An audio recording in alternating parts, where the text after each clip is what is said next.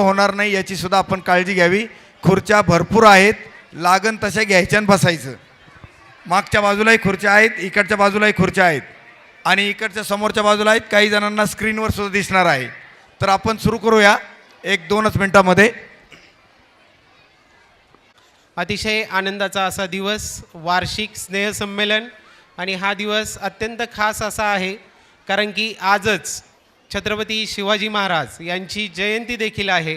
त्यामुळे आज आपण सांस्कृतिक कार्यक्रम आणि शिवजयंती सोहळा हे दोन्हीसुद्धा एकत्रितरित्या साजरे करत आहोत. आजच्या कार्यक्रमाचे अध्यक्ष माननीय दादाभाऊ कळमकर साहेब यांचं थोड्याच वेळात या ठिकाणी आगमन होणार आहेत. प्रमुख उपस्थिती असणारे आदरणीय ज्ञानदेवजी पांडुळे साहेब, त्याचबरोबर गुणवत्ता कक्ष मार्गदर्शक आदरणीय वाळुंजकर साहेब, त्याचबरोबर आपल्या स्कूल कमिटीचे सदस्य आणि आपल्या प्राथमिक आणि माध्यमिक विद्यालयाचे मुख्याध्यापक, आपण सर्वजण पालक, विद्यार्थी, सर्व शिक्षक, आपल्या सर्वांचं सुरुवातीला मी या कार्यक्रमासाठी सहर्ष स्वागत करतो. प्रत्यक्ष स्वागताचा आणि उद्घाटनाचा सोहळा आजच्या कार्यक्रमाचे अध्यक्ष आल्यानंतर आपण घेणारच आहोत. तोपर्यंत आपण या ठिकाणी आपण जी विद्यालयाने नाटिका बसवली होती, न्याय देता का न्याय, या नाटिकेचं या ठिकाणी सादरीकरण होणार आहे. एकदा सगळ्यांनी, आज छत्रपती शिवाजी महाराजांची जयंती आहे, थोडंसं वातावरणही तयार होईल. जोरदार घोषणा देऊया. छत्रपती शिवाजी महाराज की, छत्रपती शिवाजी महाराज की. आणि आता आपल्या समोर येत आहेत लक्ष्मीबाई भाऊराव पाटील प्राथमिक शाळेचे विद्यार्थी आणि सोबत घेऊन आलेले आहेत कोर्ट, आणि ते कोर्टात न्याय मागायला आलेले आहेत. पाहूयात त्यांना काय न्याय हवा आहे.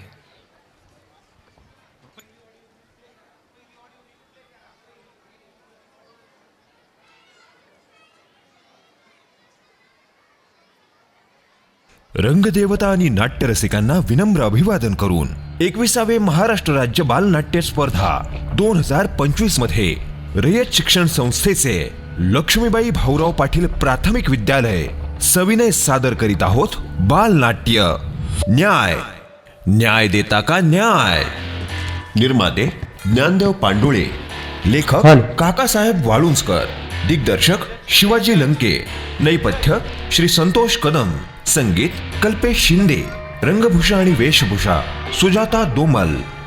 यातील कलावंत व्यक्ती शौर्य सचिन येठेकर, कोर्ट क्रायर शिवांश बाळासाहेब कर्डिले, टाइपरायटर ईश्वरी प्रमोद ढगे, शपथ देणारा शिपाई साई निलेश तांबडे, जज समर प्रताप प्रवीण कवडे, बबलू सिद्धवेदाय सचिन पेनभाजे, बबिताजी स्वरा राहुल पवार, राजू श्रीराज भारत गोल्हार, मुख्याध्यापक Shivraj Shivaji Khude, John Parth Vikram Jadhav, Mr Joseph Harsh Pradeep Randhavan, Mrs Joseph Aastha Nilesh Sube, शेतकरी राम भाऊ विश्वजित सागर शिंदे, राघव कपिश मिनीनाथ टकले, राधिका गौरी बंडू कोतकर, राजेश शौर्य निलेश काळभोर, चंद्रकांत आरव विकास झरेकर, गबरू रुद्र कैलास गुंजार, शुभांगी आरुषी मल्लिकार्जुन बनकर.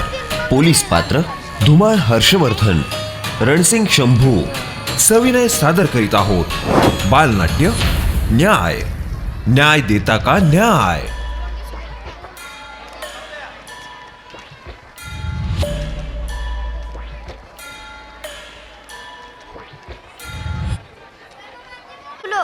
मला माफ कर बेटा धन्य कुमार, मला माफ कर. मी नाही रे तुझ्याशिवाय राहू शकत. कुठे शोधू मी तुला, कोण सांगेल मला माझे पिल्लू बाळा. मी चुकलो, मला माफ कर बेटा धन्य कुमार, मला माफ कर. मला तुला भेटायचे, मला माफ कर, मला माफ कर, मला माफ कर, मला माफ कर. तिला सांग कधी जायचं वर कोर्ट राहायला.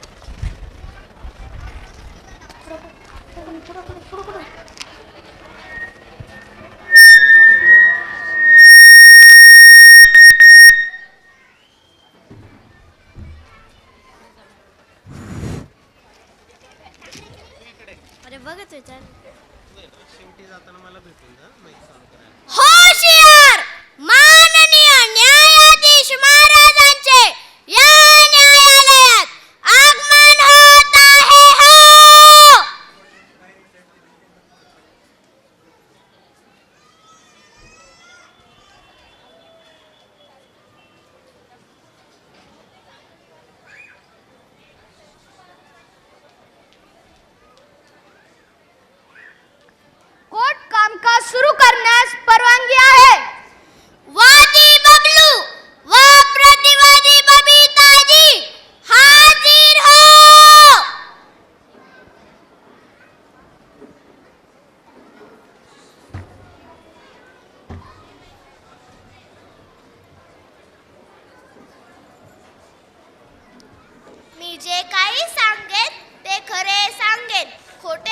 सांगणार नाही.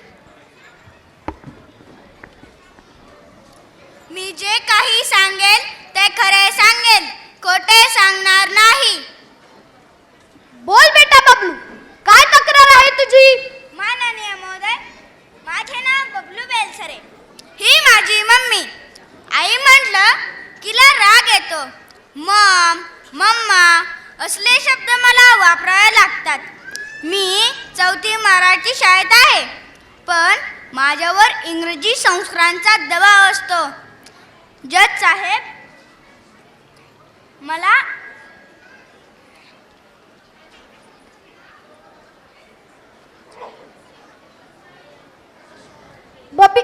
बबलू, तुझी नेमकी तक्रार काय आहे? महाराज, तक्रार एक नाही अनेक आहेत. मला शाळा, छंद वर्ग, जिमखाना, ॲबॅकस, शिबिरे, क्लास, ट्युशन या साऱ्या चक्रात अडकवले. मला माझ्या जन्मदात्यांकडून अन्यायमुक्त करा. मला नाही व्यसन होत. हे केले नाही तर मला शिक्षा मिळते. मला खेळायचे, मला पळायचे, मला आकाशातून चढायचे. माझे बांधलेले पाय व तोंड मला सोडवायचे. महाराज, मला न्याय द्या. मी बालक आपल्या पुढे स्वातंत्र्याची भीक मागतो. मला न्याय हवाय, मला न्याय हवाय. बबिताजी, बबलूची तक्रार तुम्हास मान्य आहे? हो जज साहेब, होते माझ्याकडून, पण यात बबलूचंच कल्याण आहे. त्याचे सारे मित्र अशाच छंद वर्गांना जातातच, मग मलाही वाटते त्याने जावे. ठीक आहे, तुम्ही तुमच्या लहानपणी असे काही वर्ग, छंद शिबिरे केली का? नाही. नाही ना? मग त्याला झेपेल, पेलेल, आवडेल तेच तर दिले पाहिजे. समजा ह्या ओझ्याखाली त्याचं आयुष्य उद्ध्वस्त करायला आपण आई वडील निघालो. तुमच्या बबलूला मोकळं हुंदडायला आणि खेळायला आवडतं, आणि तुम्ही त्याला बांधून ठेवलाय. सांगा, तुम्हाला बबलू हवाय की बोरबॉय? आपल्या हट्टापायी तुमचं मूल गमावून बसाल.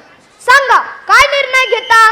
माफ करा मेलॉड, मी आई म्हणून ममतेच्या आरी गेले. नको ते छंद वर्ग त्याच्या मागे लावले. मी चुकले, मला माफ करा. मला माझा हसता खेळता आई ग माझ्याशी खेळणा असं म्हणणारा बबलू हवा आहे. क्षमा करा मायबाप, क्षमा करा. पुन्हा नाही असं होणार. ठीक आहे, तुम्ही येऊ शकता.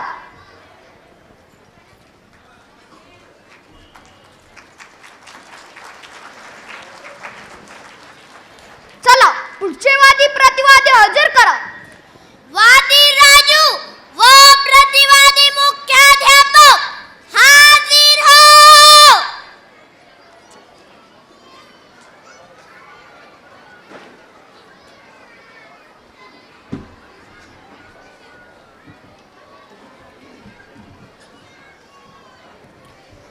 मी जे काही सांगेल ते खरे सांगेल, खोटे सांगणार नाही. मी जे काही सांगेल ते खरे सांगेल, खोटे सांगणार नाही.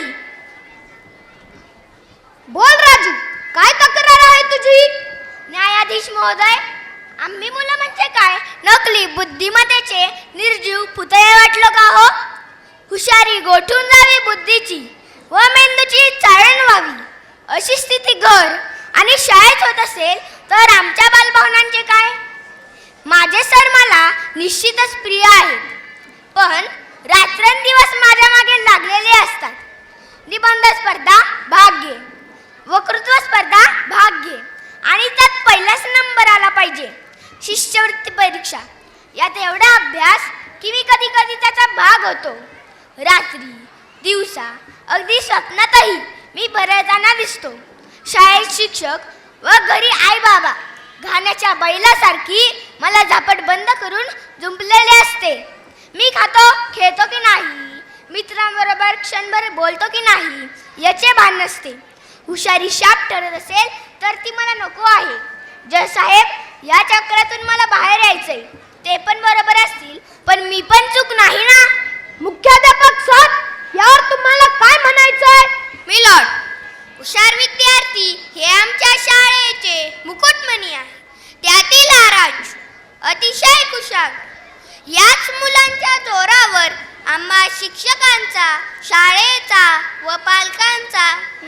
लौकिक असतो.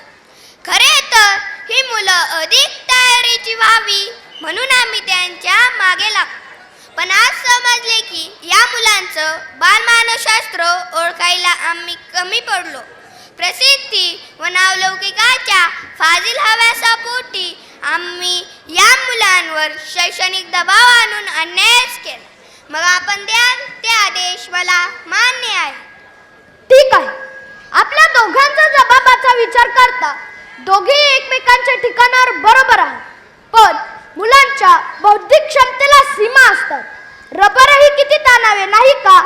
मी असा निर्णय देतो की बाल सुलभ भावना व बाल मानवशास्त्र समोर ठेवून आपण अशा मुलांचा विचार करावा, सकारात्मक विचार करावा. यातून अनेक राजू निर्माण होतील.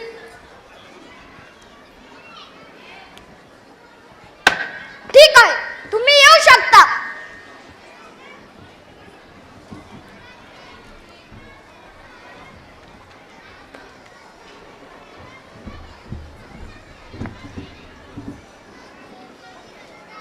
चला, पुढचे वादी प्रतिवादी हजर करा.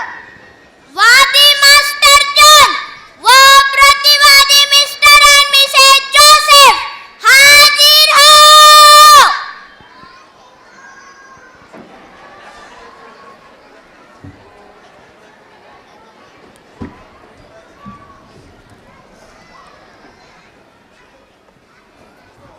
मी जे काही सांगेन ते खरे सांगेन, खोटे सांगणार नाही. मी जे काही सांगेन ते खरे सांगेन, खोटे सांगणार नाही. मी जे काही सांगेन ते खरे सांगेन, खोटे सांगणार नाही. बोल मास्टर जॉन, काय तक्रार आहे तुझी? मिलॉर्ड, मी मास्टर जॉन. माझ्या शाळा सारख्या बदलल्या जातात. कधी हिंदी, कधी CBSE, कधी इंग्रजी माध्यम, तर कधी उर्दू. माझ्या शिक्षणाची खिचडी झाली. मॉम व डॅड यांची इच्छा मी पूर्ण करण्यास समर्थ नाही. मी काय करावे हे त्यांचा मुलगा म्हणून मला कधीच विचारले जात नाही. मास्टर जॉन, मग तुझी काय इच्छा आहे? मला ना पॉप सिंगर व्हायचे. माझा आवाज चांगला आहे, संगीताची समज आहे, आत्मविश्वास व मेहनत आहे. मी शाळेत स्टेज प्रेझेंटेशन केले आहे, संवाद कौशल्य आहे. मला संगीतात डिग्री करायची आणि मॉम व डॅड मला पॉप बनवू इच्छितात. मॉम व डॅड मला पॉप बनवू इच्छितात. पॉप व पॉप यातच माझा लप होतोय. मला माझं होऊ द्या, त्यासाठी न्याय द्या. पण बेटा जॉन, तू हे कधी का बोलला नाहीस? तुम्ही मला कधी बोलूनच दिले नाही. तुम्ही कधी माझे स्टेज शो पाहिले? कधी शाळेत आला? कधी सर्टिफिकेट पाहिले? क्षमा करा, पण मला यातून वाचवा. आम्ही खरेच चुकलो. फक्त कपडा लत्ता व पैसा म्हणजे लाड प्यार नव्हे. आम्ही जॉनला फक्त हे कर ते कर म्हणत राहिलो. आम्ही खरेच चुकलो. यापुढे असे होणार नाही याचे आम्ही वचन देतो. ठीक आहे, तुमची चूक समजली. जॉनचा न्याय निवडा पण तुम्हीच केला. आता तुम्ही त्याला पॉप सिंगर बनवा, हेच तुमचे प्रायश्चित्त व शिक्षा.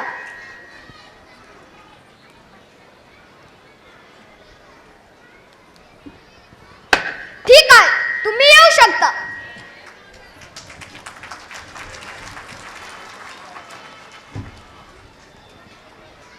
चला, पुढचे वादी प्रतिवादी हजर करा. वादी राघव व प्रतिवादी रामभाऊ शिंदे हाजीर हो.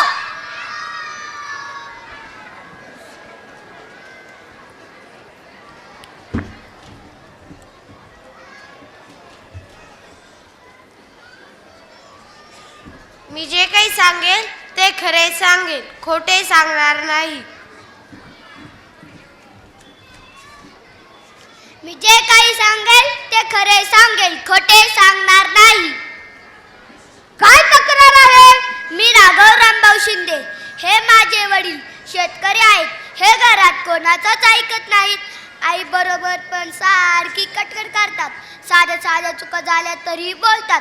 प्रसंगी मी अनेक वेळा यांच्या शिक्षा घेतल्या आहेत. पण असतोच एकेकाचा स्वभाव. मग बाबांच्या विरोधात तक्रार? मला सांगा, मला शेतात काम करावे लागते, बाजारात भाजीपाला विकावा लागतो, शाळेला खाडे होतात, अभ्यास मागे राहतो. सर म्हणतात शाळा तरी कर नाहीतर शाळा तरी राख. शाळेत थोडे फीला पैसे मागितले की बाबा म्हणतात मास्टरला सांग इथं काय पैसे झाड आल्याचं काय. एकाच वर्गात दोनदा बसला, जज महाराज येऊन नापास झाला. बाकीची पोरं पोरी शिकून बाहेर पडली तरी हो तिथंच. काय नाही, माझंच खाऊन या पोरामुळं मला कोर्टाची पायरी चढावी लागली. त्याला पण शिक्षा झालीच पाहिजे. रामराव, तुम्हाला काय वाटतं काय शिक्षा करावी? ह्याला मी हकलून देणार, चांगला घेऊन अनाथ आश्रमात टाकतो. म्हणजे बाप काय असतो ते समजेल. मला कोर्टात खेचतो काय, जीव बघा आणि माझी मान जरा मलाच मिळव. Order order. रामराव, तुम्ही किती शिकलात? शाळेत तरी जात होता का? मायाबाची लय इच्छा होती मी शिकव म्हणून, पण मला शाळा आवडत. मी गोटे खेळायचो, सुरपटे खेळायचो, पोरांना धरून कुतडायचो. सारखी भांडणे यायची घरी. वैतागून बापांनी शेतीत कोंबलं. मग कसला आलंय शिक्षा? तीच शिक्षा बघतोय. जज महोदय, शिक्षा ते नाही मी बघतोय. बघा माझा अवतार. मला नीट कपडे नाहीत, शाळेत जाता येत नाही, अभ्यास करता येत नाही. मग मी ऐन परीक्षेत आजारी पडलो, नापास झालो आणि बाने मला सलूनमध्ये देऊन माझी चंपी केली. गावातून तसंच फरफटत आणलो आणि आता अनाथ आश्रमात पाठवायचं म्हणतात, नाहीतर शेतात काम. माझं वय तरी आहे का? RTI बालकाच्या शिक्षण हक्क अधिनियमानुसार तुम्ही राघवला घरी ठेवू शकत नाही व आई वडील असताना अनाथ आश्रमात देखील पाठवता येणार नाही व बालमजुरी कायद्यानुसार त्याला कामावरही पाठवता येणार नाही. नापास होणे हा चुकही नाही व गुन्हाही नाही. त्याला शिकू द्या, पुढे जाऊ द्या, अन्यथा कोर्ट दंड करू शकतो. जज महाराज मी आपला आडण मानू, यापुढे असं करणार नाही. राघवला शाळेत पाठवी, शिकवी, मोठं करी, माफी असावी.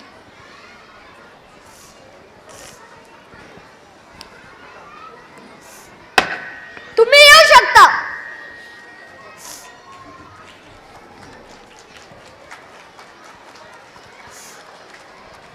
चला, पुढचे वादी प्रतिवादी हजर करा. वादी राधिका व प्रतिवादी राजेश देशपांडे हाजीर हो.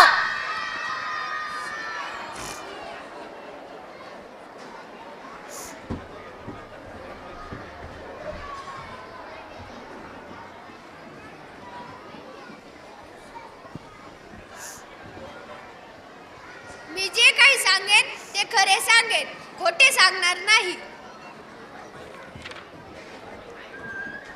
मी जे काही सांगेन ते खरे सांगेन, खोटे सांगणार नाही. बोल राधिका, काय तक्रार आहे तुझी?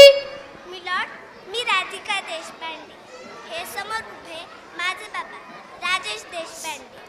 वडील म्हणून त्यांनी मला छान वागवलं. आई सारे लाडप्यार पुरवतात, पण त्यांच्या फाजील अपेक्षेपायी माझ्या प्रत्येक बाबी ह्या घड्याळाच्या काट्यांवर चालतात.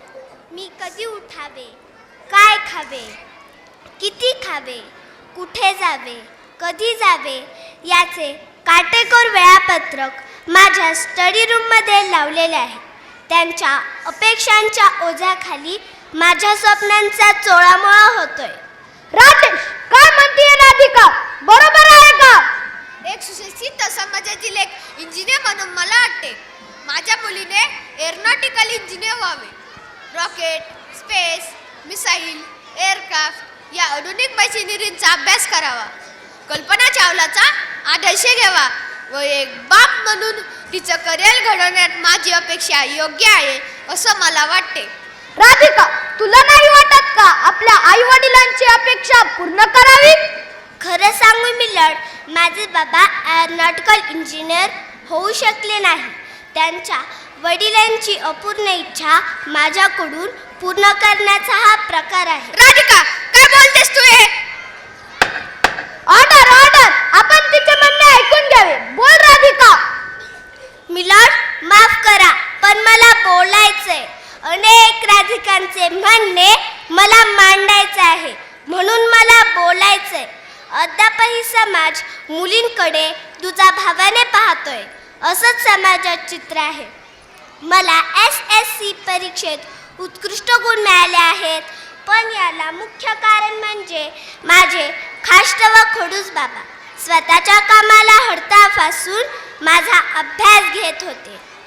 क्लास, अतिरिक्त मार्गदर्शन, सॉफ्टवेअर, वाचन, लेखन, नोट्स पाठांतर यात मी एवढी गुरफटले की माझ्यावर अभ्यासाचा कडा पहारा.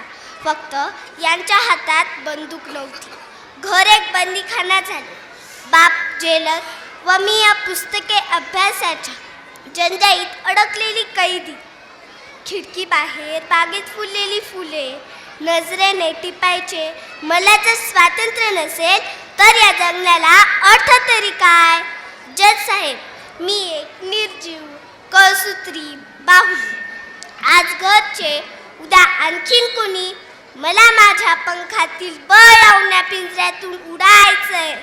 एअरनॉटगल होऊन उडण्यापेक्षा भावभावना विचारांचे मुक्त पंख पसरून मला आभाळ व्यापायचंय. मला हे अपेक्षांचं असहाय्य ओझ नाही सहन. राजेश, यावर तुम्हाला काय म्हणायचंय? राधिका बेटा, बापाचं वेडं मनास तू शान केलंस. खरं आहे, माझ्या वडिलांचं स्वप्न मला पूर्ण करता आलं नाही व ते मी तुझ्यावर लाडलं. आज मला माझी घोर चूक समजली. मी सर्व बाबांना हात जोडून विनंती करतो की मुलांना मूल राहू द्या. आपल्या अपेक्षाच्या वरवंट्याखाली रगडू नका. जज साहेब, मला याचा पश्चाताप होतो. याहीपेक्षा कर्मतपणा व कष्टे हाताना माझ्याकडून झाले. बेटा राधिका, आज तू माझे डोळे उघडलेस. चुकलो मी, मला माफ करू नको. जज साहेब, मला शिक्षा द्या. मी घ्यायला तयार आहे. हो, तुम्हाला तर शिक्षा होणारच, पण मी याचा न्यायनिवाडा नाही करणार. राधिकाच याचा न्यायनिवाडा करेल. बोल राधिका, काय शिक्षा देणार? जज साहेब, मला माझा ओरिजिनल बाप हवाय. मला एअरनॉटिकल इंजिनियर करू इच्छिणार इच्छाधारी खडूस बाप नकोय.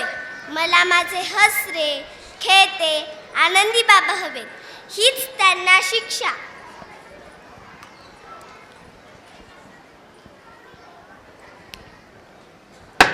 तुम्ही येऊ शकता.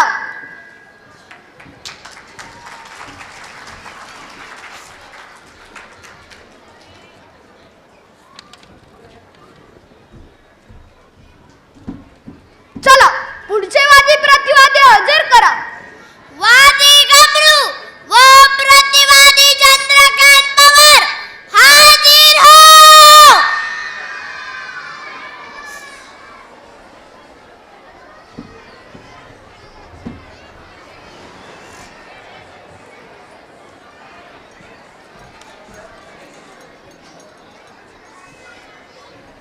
मी जे काही सांगेल ते खरे सांगेल, खोटे सांगणार नाही.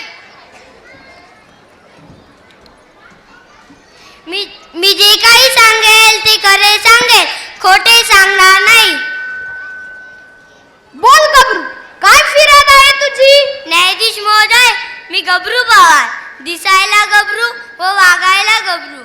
बापांना मुलांना चांगलं वन आवश्यक हवं, पण एवढं वन नको की मुलांना घडी घडी वाकवावं.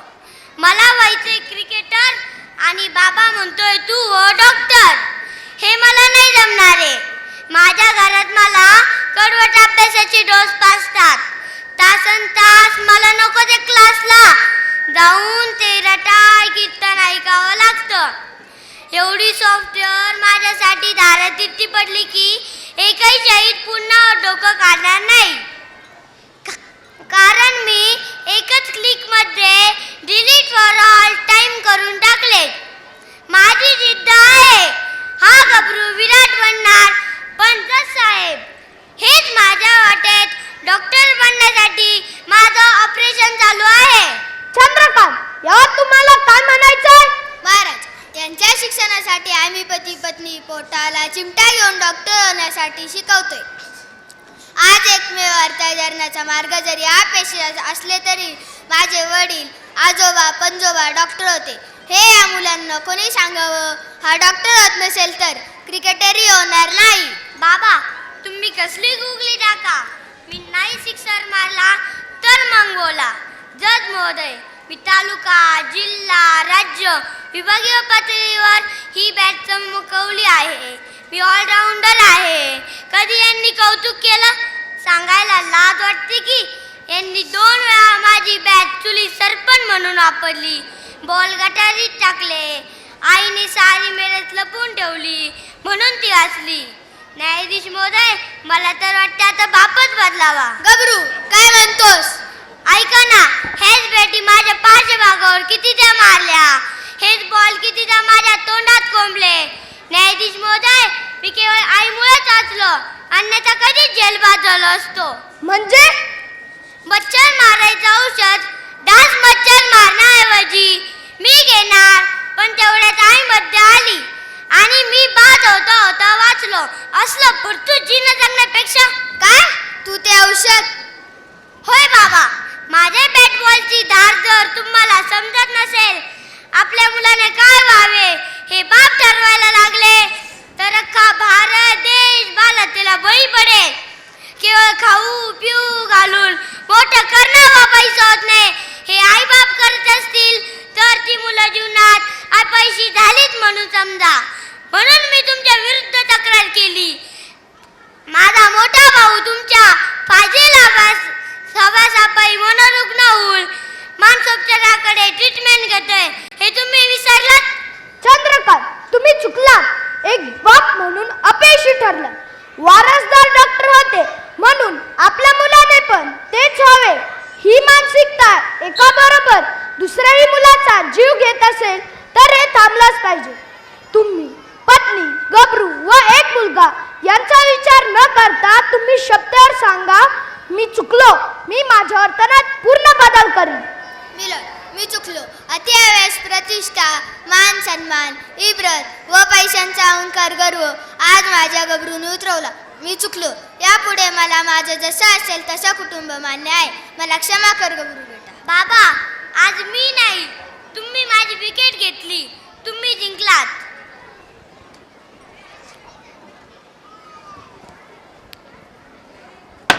तुम्ही येऊ शकता.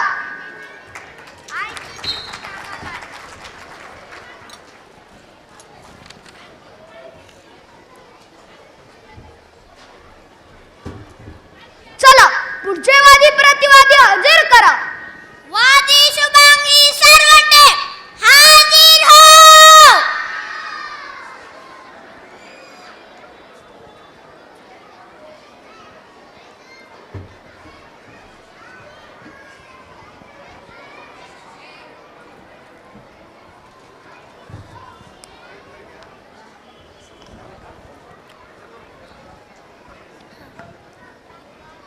मी जे काही सांगेल ते खरे सांगेल, खोटे सांगणार नाही.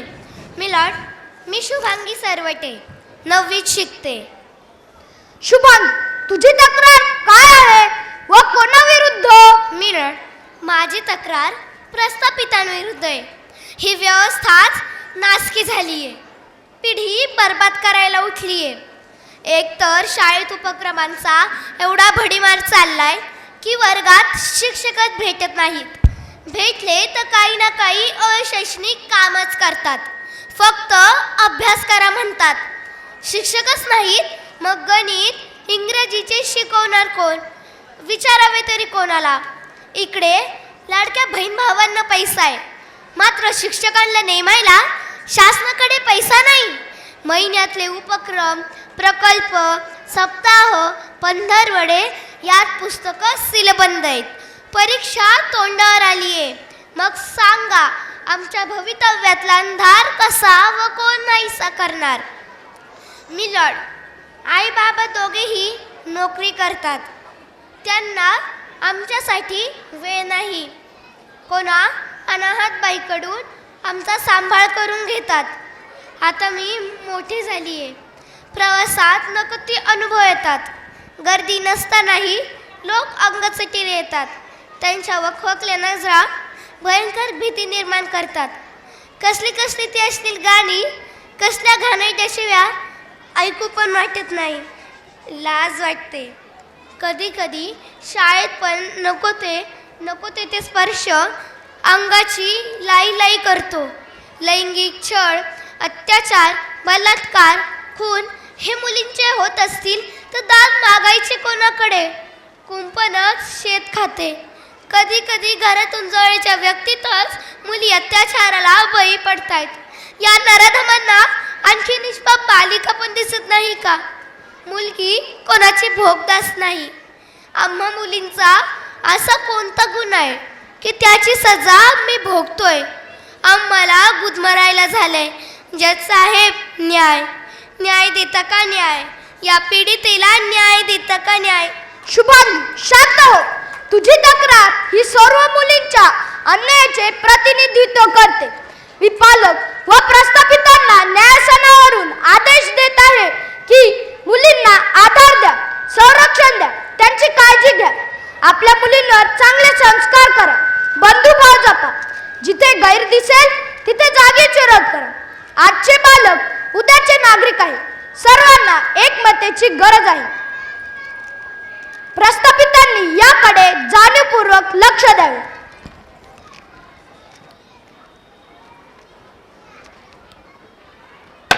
तुम्ही येऊ शकता.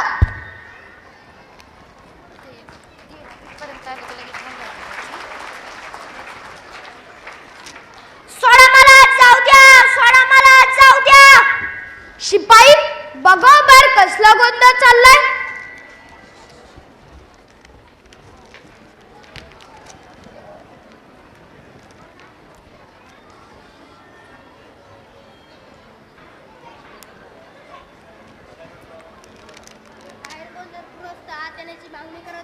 ठीक आहे, बोलवा त्यांना.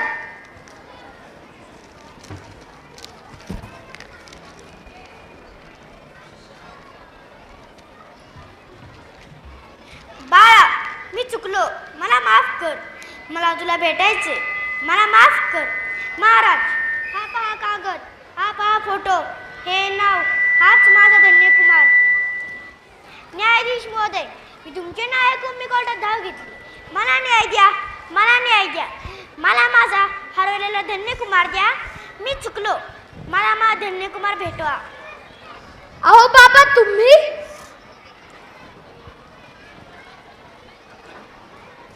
अहो बाबा, मीच तुमचा धन्यकुमार. बाळा धन्यकुमार, ऐका, आज याच व्यक्तीने माझ्याविषयी एक स्वप्न पाहिलं होतं की माझा मुलगा मोठा बिझनेसमॅन बनेल, आई बापाचे पांग पिढी. म्हणून जबरदस्तीने त्या वाटेवरचे शिक्षण देण्यासाठी एका मोठ्या बिझनेसमॅनच्या शाळेत घातले. पण मला उद्योगपती नव्हे, न्यायपती व्हायचे होते. वकिली करत पुढे कायद्याचा अभ्यास करून हा जज होण्याचा हा मान मिळाला. पण मी माझा जन्मदाता पिता गमावला. आज या बालकांनी न्याय मागण्यासाठी धाव घेतली, पण चुकलेल्या बापाला आयुष्यभर शिक्षा भोगावीच लागली. पण मलाही न्याय मिळाला, मला माझे बाबा मिळाले, जीवन सार्थकी लागले. सर्व बाबांनी हाच धडा घ्यावा एवढेच सांगणे आहे. मुलांना त्यांच्या कलानुसार वाढू द्या. आपल्या अपेक्षा त्यांच्याकडून पूर्ण करून घेऊ नका. त्यासाठी त्यांना न्याय द्या. कोर्टाचे कामकाज इथेच संपत आहे.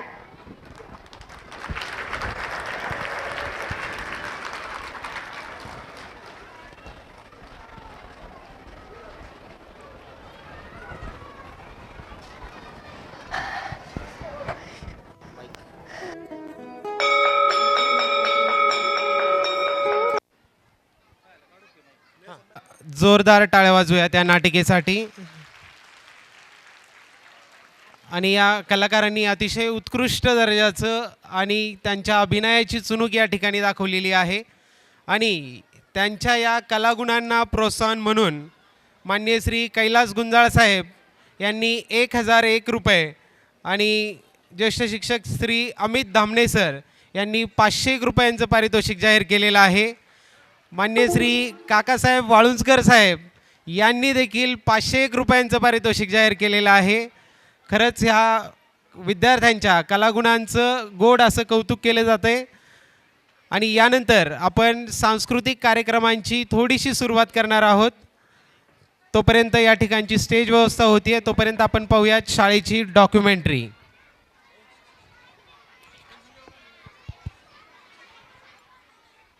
यांच्याकडून देखील या नाटकासाठी 1001 रुपयांचं पारितोषिक देण्यात आलेलं आहे. त्यांचे देखील मनपूर्वक आभार.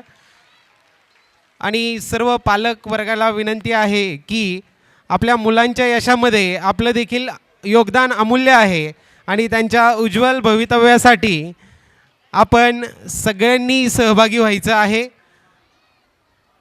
आपल्याला जर पारितोषिकं द्यायची असतील तर आपल्यामध्ये